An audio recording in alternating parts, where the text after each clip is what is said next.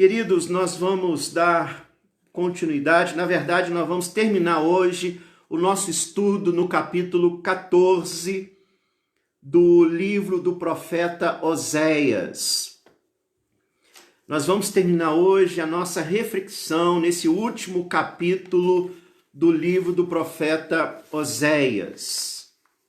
Nós temos estudado esse livro, um livro que tem nos revelado muitas verdades, muitas lições preciosas para a nossa caminhada como povo de Deus, como igreja redimida de nosso Senhor e Salvador Jesus Cristo. Nós estamos estudando o capítulo 14 do livro do profeta Oséias. O capítulo 14, na verdade, é a conclusão do livro. Nessa conclusão, o profeta reafirma de forma sucinta o que ele profetizou em todo o livro. Qual é o esboço do livro do profeta Oséias? Primeiro, uma denúncia quanto à idolatria do povo de Deus. Infelizmente, nós percebemos aqui através do nosso estudo, você que leu esse livro, você percebeu isso. O povo de Deus, no envolvimento com nações pagãs, infelizmente, o povo assimilou o paganismo, a idolatria. Então o profeta de Deus, inspirado por ele, denuncia a idolatria do seu povo. Nós vemos também aqui, estudamos nesse livro, que Deus faz questão de especificar os pecados, né, do povo dele. O povo que se envolveu com nações pagãs, o povo que nesse envolvimento assimilou a idolatria e as práticas pagãs. E durante todo o livro também, o profeta Oséias é usado por Deus para especificar os pecados do povo, né? Só dando alguns exemplos aqui, nós não vamos ver todos. Capítulo 4, versos 1 e 2. Ouve a palavra do Senhor, vós, filhos de Israel, porque o Senhor tem uma contenda com os habitantes da terra, porque nela não há verdade, nem amor, nem conhecimento de Deus. O que só prevalece é perjurar, mentir, matar, furtar, adulterar. E há arrombamentos e homicídios sobre homicídios. Então Deus vai especificando os pecados do seu povo, um povo que foi chamado para ser santo, assim como é santo o nosso Deus. Então aqui nós temos um exemplo, verso 11 desse mesmo capítulo: a sensualidade, o vinho, o mosto tiram o entendimento. A sensualidade aqui, o profeta está se referindo às relações sexuais ilícitas. E é claro que isso também como uma marca, né, da idolatria, já que nós sabemos, irmãos, que esses povos pagãos, eles tinham, né, na sua forma de idolatria também a sexualidade ali sendo usada, enfim, né? Nós não vamos entrar aqui em pormenores. Então o povo também caiu na sensualidade, isto é, o povo se viu tomado por pecados na área da sexualidade, vinho. Olha só, o povo caía na bebedeira, no alcoolismo, e nós sabemos as consequências disso, né? Então aqui Oséias, ele vai citando alguns pecados do povo. Capítulo 5 também, verso 2, na prática de excessos vos aprofundastes, mas eu castigarei a todos eles. Olha isso aqui, interessante, né, irmãos? Aliás, a prática de excessos, né? A nossa cultura, a nossa sociedade, essa cultura que vive em alienação a Deus, nós percebemos essa característica negativa de nossa cultura, de nossa sociedade. A nossa sociedade, essa cultura divorciada de Deus, é uma cultura que prega os excessos. Bem provável que você já tenha percebido isso. Nós vivemos numa cultura secularizada que exalta os excessos. Excesso em tudo, né? Então, Deus também denuncia essa prática mundana. E nós devemos abrir os nossos olhos, irmãos, porque a fé cristã, ela evoca o equilíbrio, ela evoca o domínio próprio. Então nós devemos abrir os nossos olhos quanto a isso. E é claro que esse mundo perdido, esse mundo que está debaixo, né, do poder do diabo, do domínio do diabo, esse mundo ele revela esse tipo de coisa assim constantemente, né? Os excessos em tudo. Nós vimos também como esboço do livro de Oséias a punição de Israel. Então, aqui Deus ele tem uma palavra de juízo a Israel. Depois nós podemos, irmãos, até elaborar um estudo sobre a questão de Israel, a tribo do norte, a tribo do sul. Mas só para a gente entender aqui, Deus ele diz ao seu povo que vai punir o seu povo diante da idolatria, diante da imoralidade, diante de um estado de pecaminosidade tremendo, né? E Deus vai exercer o juízo dele como exerceu. Na verdade, os profetas profetizam isso. É claro que, acima de tudo, os profetas profetizam a graça de Deus, a restauração, mas profetizam também o juízo de Deus. Isso é muito importante para nós hoje, irmãos. Até porque nós vivemos num momento, depois nós vamos falar sobre isso mais à frente, né? A fé cristã hoje vive um momento muito delicado, tá? Muito delicado, no que diz respeito a uma visão progressista da fé, onde se interpreta a graça de Deus dessa forma. O nosso Deus é o Deus da graça. O nosso Deus, por ser o Deus da graça, ele é o Deus de amor.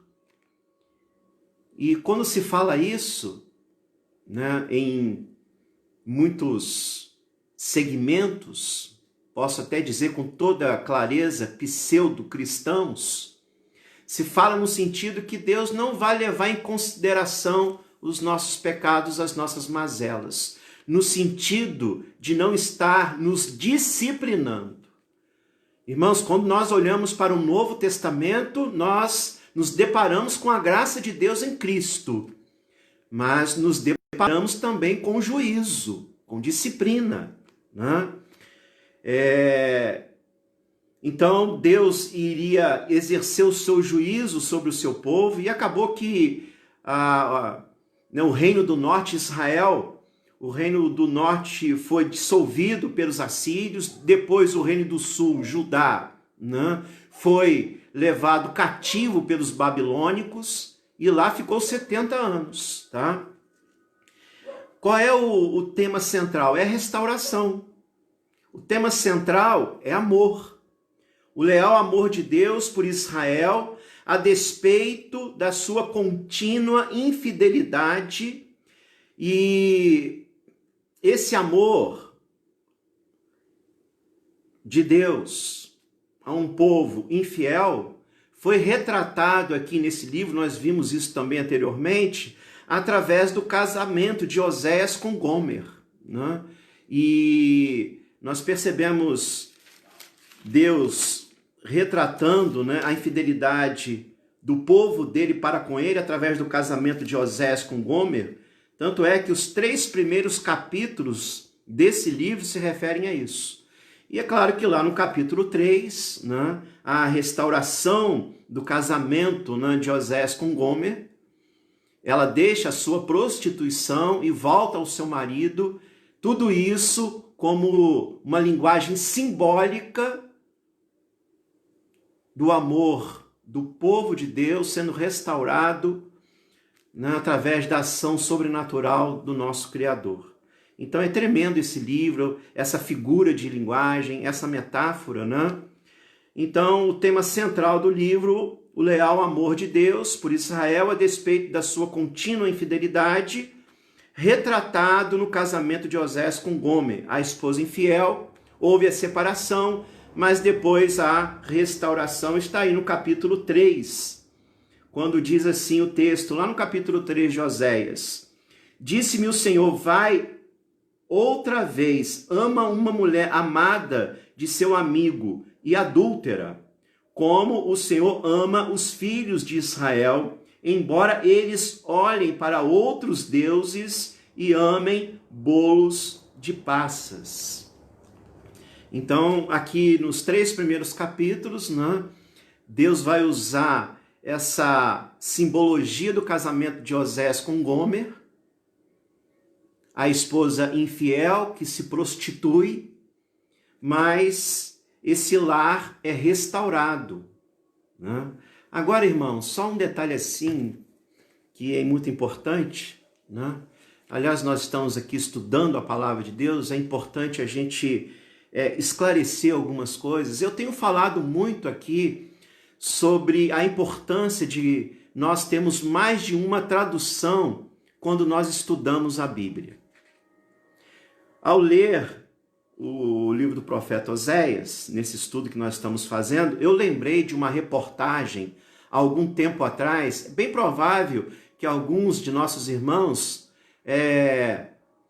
bem provável que os irmãos vão se lembrar disso também, de um fato que aconteceu numa cidadezinha aqui, me parece que no Nordeste, né, de um pastor. Isso saiu na mídia, isso foi um escândalo, de um pastor de uma igreja pequenininha, né, uma igreja que não é nem uma igreja histórica, uma igreja pequena, um pastor que se envolveu sexualmente com um membro da sua igreja, uma mulher.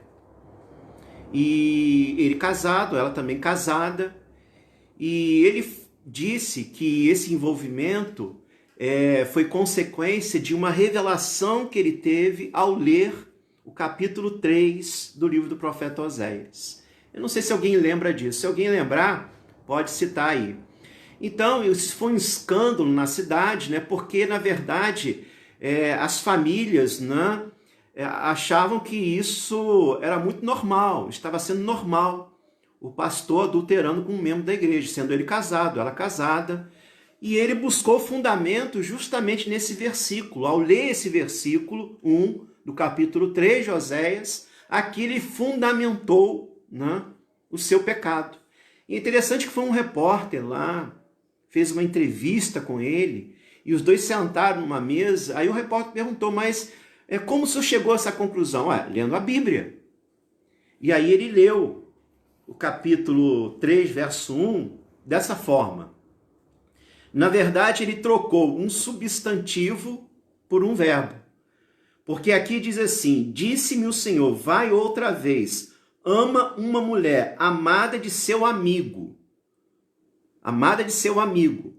Essa mulher era membro da igreja, o seu esposo também, e ele era amigo do pastor. E aí ele lê assim, disse-me o Senhor, vai outra vez, ama uma mulher amada de seu amigo. Ao invés de ele ler e adúltera, ele lê e adultera. Ele trocou o substantivo por um verbo. E aí ele leu novamente. Aí o repórter até perguntou, mas como o senhor está lendo esse versículo? Lê de novo. Aí ele leu de novo. Disse-me o Senhor, vai outra vez, ama uma mulher amada de seu amigo e adultera. Aí o repórter, mas pastor, a palavra aí não é adúltera? Então, na verdade, ele interpretou primeiro um versículo fora de todo o contexto, né? Mas aonde eu quero chegar? Se de repente ele tivesse nas mãos uma outra tradução, porque realmente essa tradução aqui, a nossa tradução, né, a ARA, como de repente a tradução dele, é uma tradução que você tem que ler assim, com muita calma para entender, né? Mas olha só, quando você lê outra tradução, como a NVT, que eu tenho aqui falado que essa tradução é muito boa, assim como a NVI também. Aqui nessa tradução, o versículo está mais claro. De repente, se ele lesse aqui, ele não chegaria a essa conclusão que ele chegou. Embora também, irmãos, que na nossa tradução está claro aqui, né? Ele trocou um substantivo pelo verbo. Mas nessa tradução NVT, esse versículo está assim: então o Senhor me disse, vá e ame sua esposa outra vez, se referindo a Gomer, né? Então o Senhor me disse, vá e ame sua esposa outra vez, embora ela cometa adultério com um amante. Isso mostrará que o Senhor ainda ama Israel, ainda que o povo tenha se voltado para outros deuses e sinta prazer em lhes trazer ofertas. Aliás, irmãos, quando se fala aqui, né, no finalzinho do versículo 1, embora eles olhem para outros deuses e amem bolos de passas. Amem bolos de passas. Então, segundo os estudiosos, bolos de passas aqui se referem à idolatria, né? As oferendas que se faziam aos deuses pagãos. E nessa tradução aqui, inclusive, eles trabalham nessa direção, quando o tradutor diz assim, se voltando para outros deuses e sinta prazer em lhes trazer ofertas. Por isso que é muito importante, irmãos, nós, na hora que vamos ler a Bíblia, estudar a Bíblia, é bom, é importante nós termos mais de uma tradução, tá? Então aqui eu tenho várias traduções. Então isso é muito importante, eu estou dando um exemplo. Aliás, eu acho que tenho sido até um pouco cansativo com isso, mas é importante, tá bom? Então quando você lê a palavra de Deus, né, de uma forma superficial, sem se aprofundar, até uma questão aqui do português, né, irmãos? Então a gente tem que ter muito cuidado com isso. Então, queridos, a mensagem de Oséias para a igreja hoje, né? Então nós vimos aqui o esboço desse livro, o povo cai em idolatria, essa idolatria causada pelo envolvimento, né, do povo de Deus com os povos pagãos, tá? É importante, irmãos, nós entendermos que aquilo que aqui no Antigo Testamento se refere a povos pagãos, né? No Novo Testamento nós vamos ter uma outra nomenclatura, né? O mundo, né? Como João vai nos alertar, para não amarmos o mundo, né? E as coisas que há no mundo, os valores mundanos, corrompidos, né? Então, esse é o esboço do livro do profeta Oséias. O povo caindo em idolatria por causa do seu envolvimento com os povos pagãos. Os pecados são especificados, apontados, né? Durante todo o livro a gente percebe isso. Você que leu o livro, você percebeu isso. Deus denunciando através do profeta Oséias os pecados, né, do seu povo. Nós temos a punição, porque Deus exerceu o seu juízo. E volto a dizer, tá, irmãos? Isso é sério. Porque Deus exerceu tanto o seu juízo que o reino do norte ele foi dissolvido pelos assírios. O reino do sul depois foi levado cativo, né, pelos babilônicos, né? E ficou lá por 70 anos, tá? E restauração. Então Deus, ele sempre, é claro, estará nos dizendo que ele é o Deus da graça. Por mais que a gente sofra as consequências de nossos pecados, de nossos atos, aonde abundou o pecado, superabundou a graça. Mas é claro também que Paulo vai dizer, tanto no capítulo 5 como no capítulo 6, como nós viveremos no pecado, nós, o que para ele morremos, né? Então isso é muito importante. Qual é o esboço agora do capítulo 14? É o que nós já estudamos, né? Então nós já falamos sobre a necessidade de restauração, nós vimos isso no verso 1, volta, ó Israel, para o Senhor teu Deus. Vimos também, anteriormente, a condição para a restauração, arrependimento, tá? Tende convosco palavras de arrependimento, verso 2, e convertei-vos ao Senhor. Diz ele, perdoa toda a iniquidade, aceita o que é bom, e em vez de novilhos, os sacrifícios dos nossos lábios. Então, o esboço do capítulo 14, o capítulo que conclui o livro. Então, aqui Oséias vai reafirmar aquilo que ele falou durante todo o livro dele, né? E o esboço desse capítulo é a necessidade de restauração, do povo se voltar novamente para Deus. Aliás, irmãos, como cristãos, nós precisamos exercer essa dinâmica a cada dia, porque ainda estamos nesse corpo corruptível, né? Então, como salvos, mas ainda salvos que estão nesse corpo, inclinado ao pecado. Então, nós podemos cair. Por isso, a palavra do Senhor está sempre nos exortando a estarmos voltando novamente para Deus. Também aqui nós vimos no capítulo 14 a condição para a restauração, arrependimento, conversão sinceros.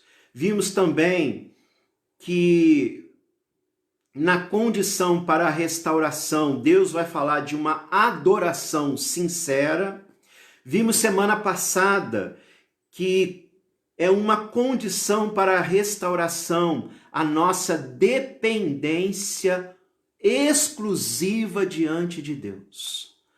Então, se nós queremos viver uma vida abençoada, uma vida que honre a Deus, nós precisamos cultivar em nossa vida o arrependimento, a conversão sincera. Nós devemos prestar uma adoração sincera.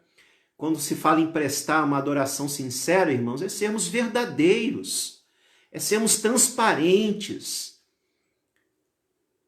é ser por fora aquilo que nós somos por dentro, né? Isso é muito importante. E viver na dependência de Deus.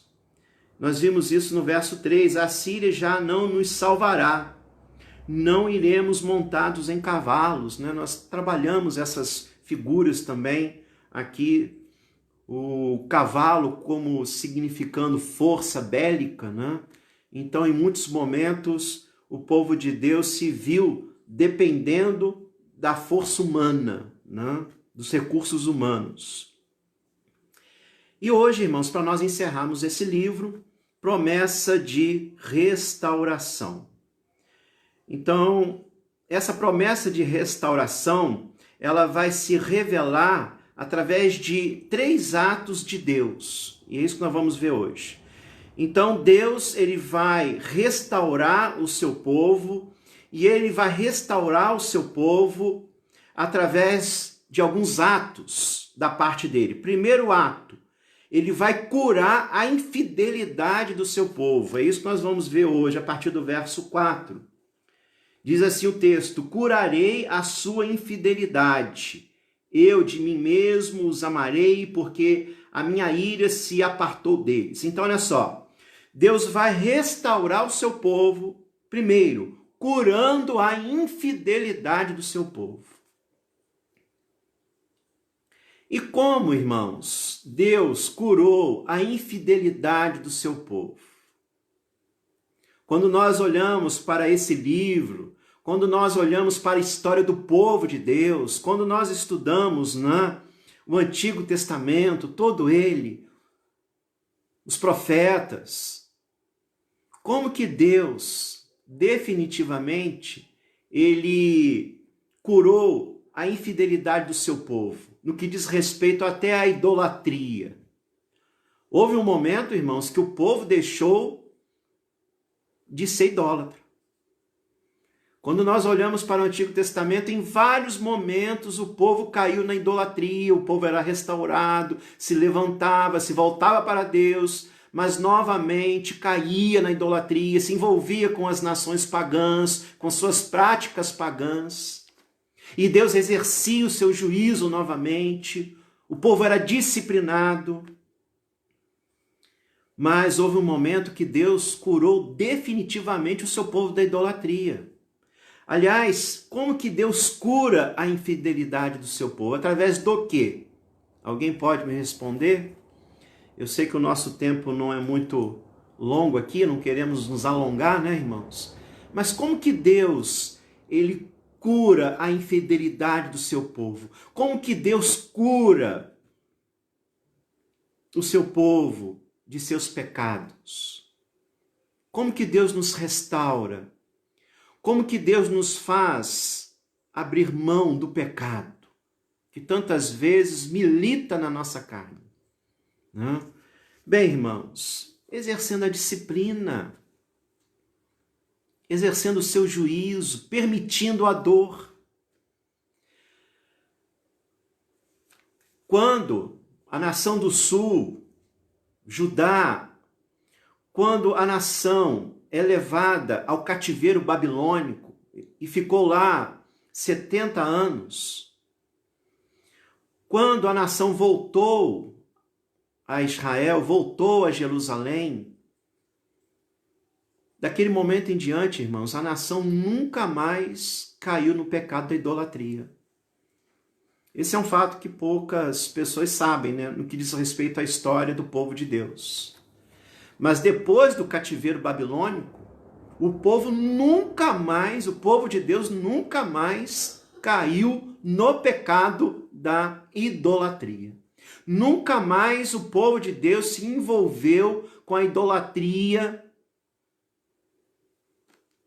nunca mais se envolveu com práticas idólatras. Então aqui, queridos, nós temos, aqui nós temos uma grande lição.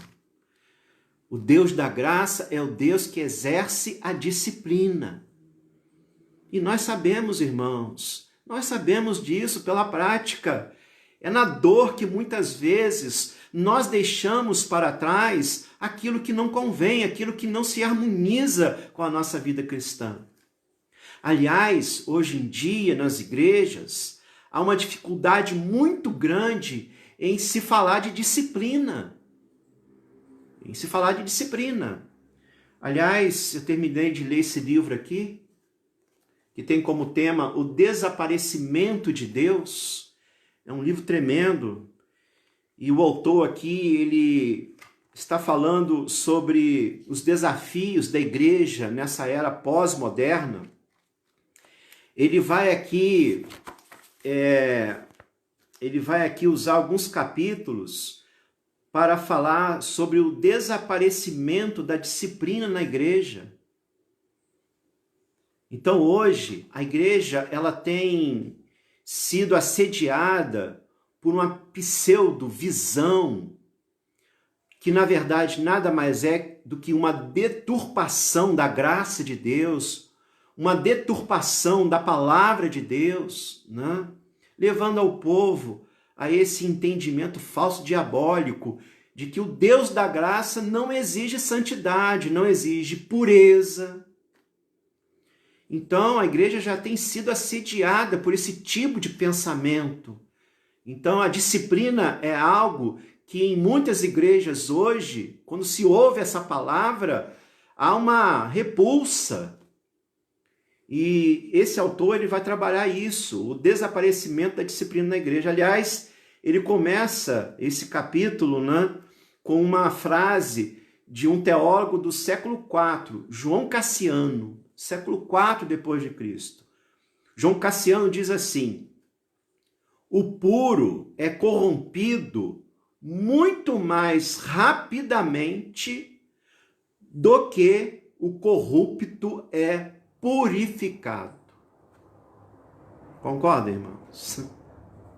O puro é corrompido muito mais rapidamente do que o corrupto é purificado. Sim, é muito fácil cair, mas trilhar o caminho da restauração, nós sabemos, irmãos, que não é fácil. Então, nós percebemos aqui, nesse livro do profeta Isaías, Deus sim, ele exercendo o seu juízo como uma forma de curar o seu povo. Então, nesse livro de Oséias, mais uma vez nós somos alertados quanto a isso. Se um cristão peca, ele vai ser inevitavelmente disciplinado por Deus. E nós sabemos que essa disciplina muitas vezes vem em forma de dor, de tribulação. Quando nós lemos a carta aos Hebreus, é muito importante, irmãos, a gente falar sobre isso, né? Citar o texto bíblico. Volto a dizer, existe hoje um segmento progressista surgindo no meio da igreja. Isso começou lá nos Estados Unidos, né? Com essa mentalidade, deturpando a palavra de Deus, deturpando a graça de Deus, dizendo que o nosso Deus é o Deus da graça, é o Deus do amor, não é um Deus rancoroso, que disciplina, que faz com que os seus filhos sintam dor. Que é isso, irmãos? As pessoas estão deixando a palavra de Deus de lado. O autor aos Hebreus, capítulo 12, as provações revelam o amor paternal de Deus para com seus filhos.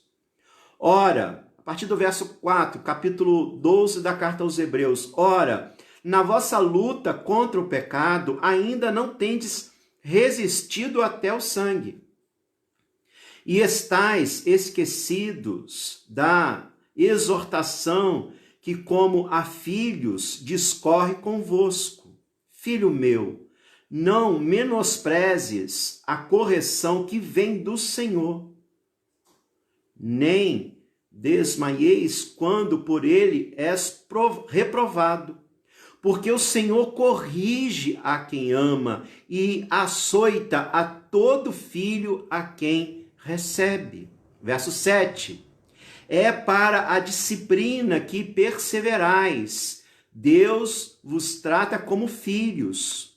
Pois que filho há que o pai não corrige? Mas se estais sem correção, de que todos se têm tornado participantes, logo sois bastardos e não filhos. Além disso, tínhamos os nossos pais segundo a carne, que nos corrigiam e os respeitávamos. Não havemos de estar em muito maior submissão ao Pai espiritual, e então viveremos? Verso 11. Toda disciplina com efeito no momento não parece ser motivo de alegria, mas de tristeza. Ao depois, entretanto, produz fruto pacífico aos que têm sido por ela exercitados, fruto de justiça. Como nós, como igreja, podemos dizer que o Deus da graça, o Deus do amor, não é o Deus que exerce o seu juízo? Aliás, nós percebemos hoje em dia que muitas pessoas têm exaltado alguns atributos de Deus em detrimento de outras, em detrimento de outros atributos. Tipo, em outras palavras, Deus é amor, e a justiça de Deus, ela é calma, ela não aflige. Que é isso, irmãos? Nós não podemos valorizar um atributo de Deus em detrimento de outro, com prejuízo de outro. Deus, ele é amor, mas Deus também é justiça. E embora estejamos debaixo da graça de Deus em Cristo, nós não estamos imunes à justiça de Deus, à disciplina de Deus, né? Então Deus, aqui em Oséias, ele vai revelar o seu amor, sim, curando, né? Curando o seu povo. Curarei a sua infidelidade. Então o Deus da graça, o Deus que nos ama, não vai permitir que vivamos lá no pecado, de forma nenhuma. Então Deus vai exercer a sua disciplina. E por mais que a princípio ela possa ser dolorosa, causar tristeza, o final dela, irmãos, é alegria, é restauração, é mudança de vida. Todo cristão experimenta isso. Como nós podemos renegar algo que nós temos experimentado em nossa relação com Deus na pessoa de Cristo? Então isso é uma grande falácia. Né? Isso é uma grande falácia que tem se levantado no meio do povo de Deus. Por isso, irmãos, mais do que nunca nós precisamos estar atentos a isso, quanto a isso. Então Deus, ele vai revelar a sua restauração. Ele vai restaurar o seu povo. E vamos pensar hoje como igreja. Deus vai usar o mesmo modus operandi. Então Deus estará nos restaurando, curando a nossa infidelidade. Ele também estará nos curando, revelando a cada momento o seu amor por nós, porque isso também diz o verso 4. Curarei a sua infidelidade, eu de mim mesmo os amarei. Deus, ele está sempre revelando o seu amor. Deus está sempre nos tocando quanto ao seu amor perfeito, incondicional. Por isso, irmãos, quando Deus permite a dor na nossa vida, nós nunca podemos, de forma nenhuma, permitir que a gente caia nesse erro de questionar o amor de Deus. Deus nos ama, mesmo quando Ele nos disciplina. Então Ele vai revelar o seu amor. E é claro, irmãos, que Osés vai terminar o seu livro, esse capítulo, nos falando sobre os resultados da restauração. Osés, inspirado, ele vai usar várias figuras de linguagem para se referir aos resultados da restauração. E é muito importante nós pensarmos em nossa vida hoje, porque o nosso Deus, o nosso Senhor e Salvador Jesus Cristo, que nos cura, que nos restaura, essa restauração, ela vai causar em nossas vidas mudanças tremendas. Tremendas, irmãos, mudanças para melhor. E é isso que Osés retrata aqui a partir do verso 5. Serei para Israel como orvalho, isto é, orvalho, que aqui representa a água das chuvas. Então, água é vida, água é vida. Então, Deus está dizendo que será para com Israel orvalho, será vida para Israel. Serei para Israel como orvalho, ele florescerá como lírio e lançará as suas raízes como cedro do Líbano. Então, olha só, queridos irmãos, olha essas figuras de linguagem, como que elas são profundas, como elas nos revelam ensinamentos profundos e que nós devemos ver essas virtudes em nossas vidas, essas marcas, essas características do mover de Deus na vida dos seus filhos. Deus que é para conosco orvalho, água é vida. Então Ele está nos vivificando a cada dia através da pessoa de Cristo, na operosidade do Espírito Santo. Então nós floresceremos como lírio. Lírio, irmãos, é uma planta que tem como característica a sua produção. Então é uma imagem que evoca isso, produtividade, beleza, que são marcas dessa planta. Então nós floresceremos como lírio, seremos produtivos. É aquilo que Jesus vai nos ensinar, que nós devemos frutificar, que nós devemos revelar o fruto do Espírito, frutificar também no sentido de estarmos sendo usados no reino de Deus para expandir o reino de Deus. Lírio também é símbolo de beleza. O cristão precisa ser belo na alma. Amém, queridos? Nós devemos revelar a beleza de Cristo na nossa vida. Também, Oséias vai falar sobre o lançar das raízes como o cedro do Líbano. Serei para Israel como orvalho, ele florescerá como lírio e lançará as suas raízes como o cedro do Líbano. O cedro do Líbano tem como característica a sua raiz profunda.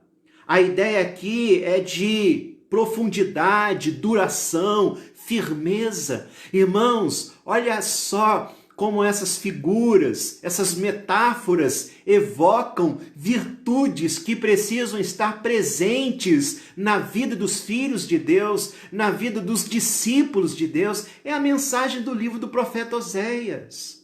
Restauração, mudança de vida.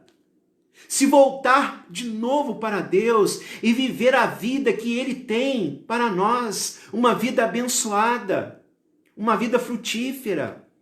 Então nós floresceremos como o lírio, nós lançaremos nossas raízes como o cedro do Líbano, nossas raízes serão profundas, a ideia é de firmeza, não seremos mais, como diz o Salmo 1, nós não seremos mais como a palha que o vento dispersa, não seremos jogados de um lado para o outro, pelo inimigo de nossas almas, através das suas estratégias, usando o mundo, as coisas desse mundo, as paixões desse mundo.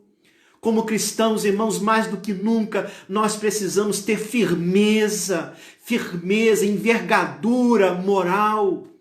Devemos ser profundos em nossa espiritualidade, para que sejamos profundos também moralmente e assim possamos dar um testemunho valioso.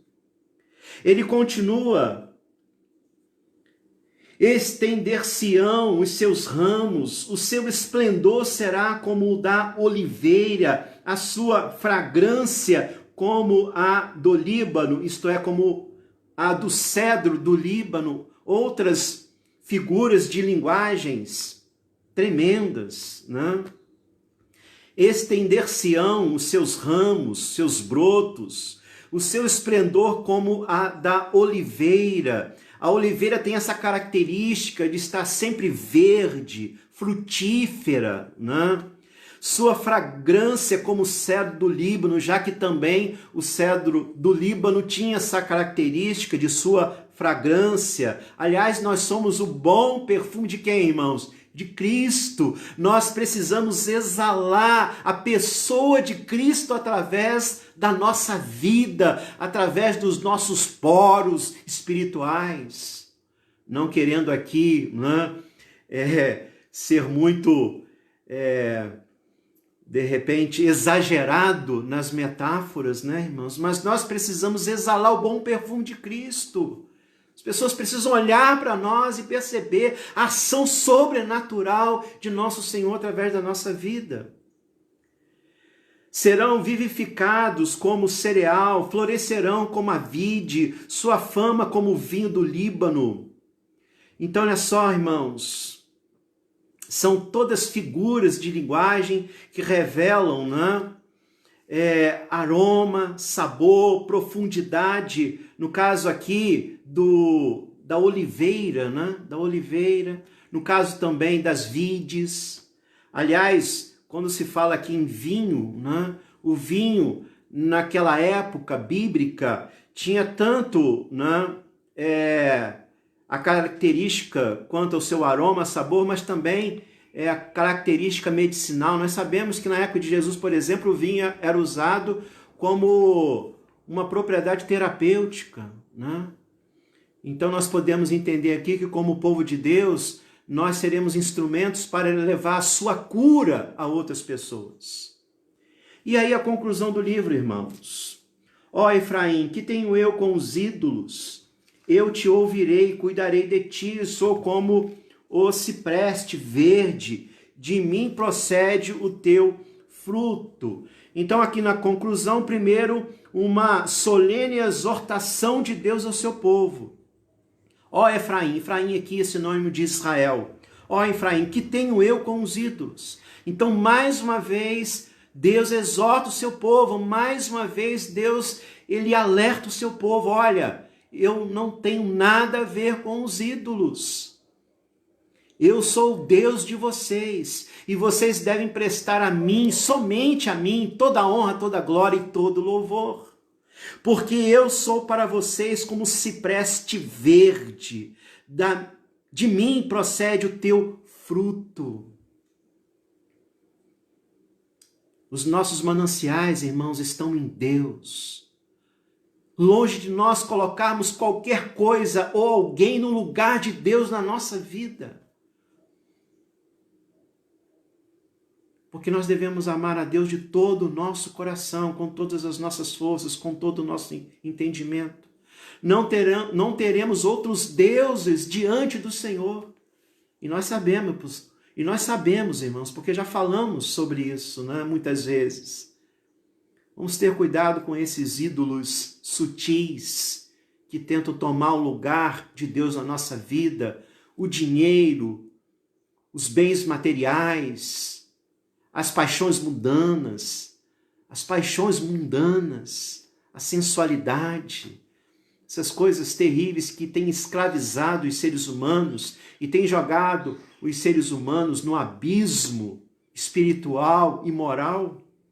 Então, Oséias, inspirado por Deus, ele vai terminando o livro, mais uma vez alertando quanto à idolatria.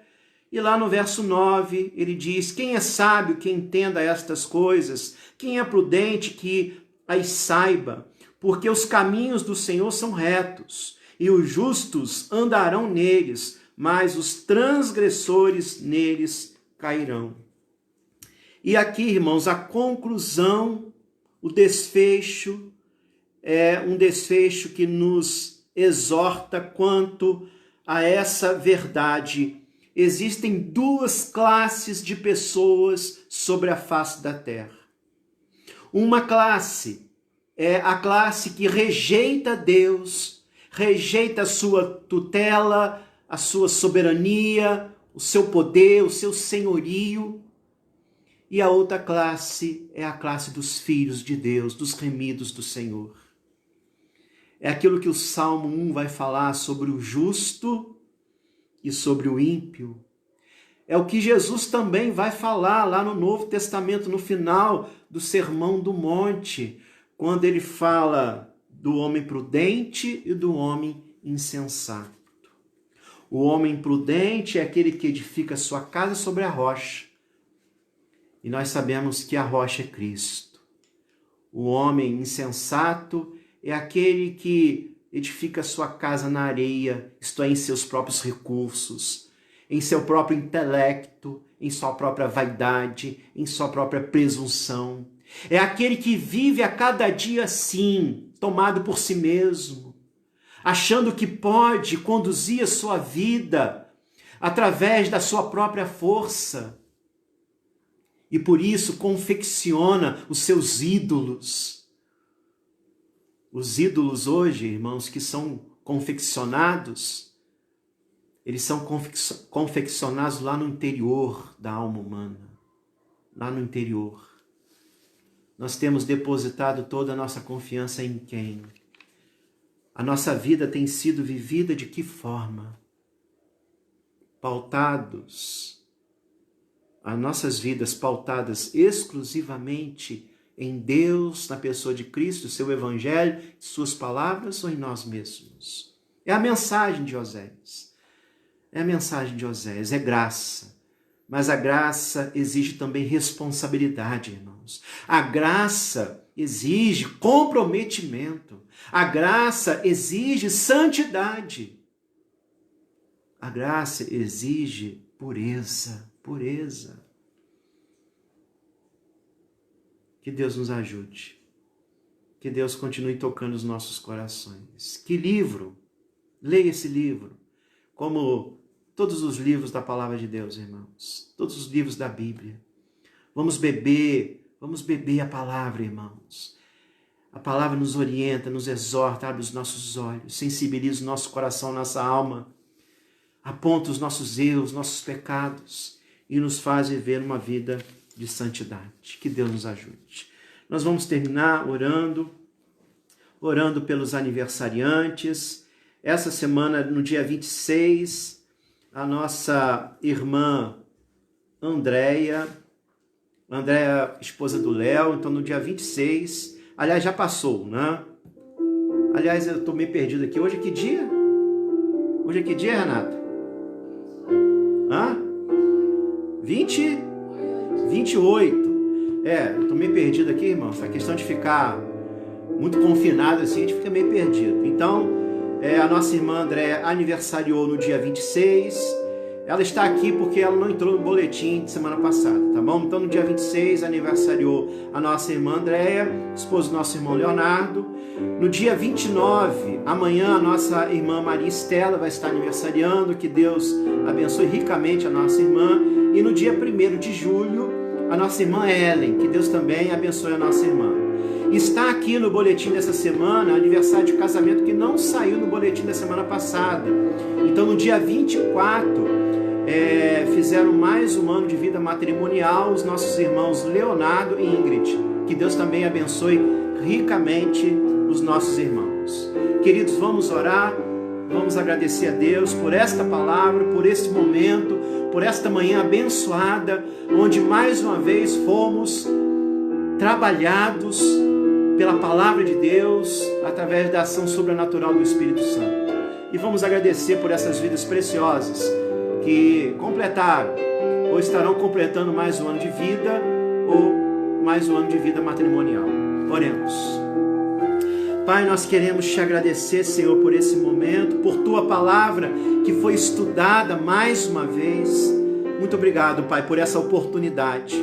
E a nossa oração, Pai, é que o Senhor nos ajude a colocar em prática no nosso dia a dia aquilo que a tua palavra tem nos ensinado, para que possamos viver uma vida bonita na tua presença, como também diante dos homens, abençoando o seu povo, abençoando os nossos irmãos com a nossa vida íntegra, com a nossa vida de santidade. Obrigado, Pai. Também agora em especial nós queremos orar pela nossa irmã Andréia, que aniversariou no dia 26, orar também pela nossa irmã Maria Estela, que vai aniversariar amanhã, a nossa irmã Ellen no dia 1º, te agradecer também por mais um ano de vida matrimonial de nossos irmãos Leonardo e Ingrid. Muito obrigado, continue abençoando esse casal, enchendo esse casal do teu Espírito Santo. Muito obrigado por tudo, Pai. Nos dê um restante de dia abençoado na tua presença. Abençoe todo o teu povo. Também mais uma vez queremos interceder por nossa nação nesse momento de crise. Pai, nós já podemos vislumbrar as consequências difíceis dessa crise. Pai, tem misericórdia. Continue usando o teu povo para levar libertação em Cristo Jesus. É a nossa oração em nome de Jesus. Amém. Queridos irmãos, foi um prazer estar com vocês nesta manhã. À noite nós estaremos aqui novamente às 19 horas. Que todos tenham um dia aí abençoado, um almoço abençoado. Às 19 horas nós estaremos aqui novamente. Fiquem na paz.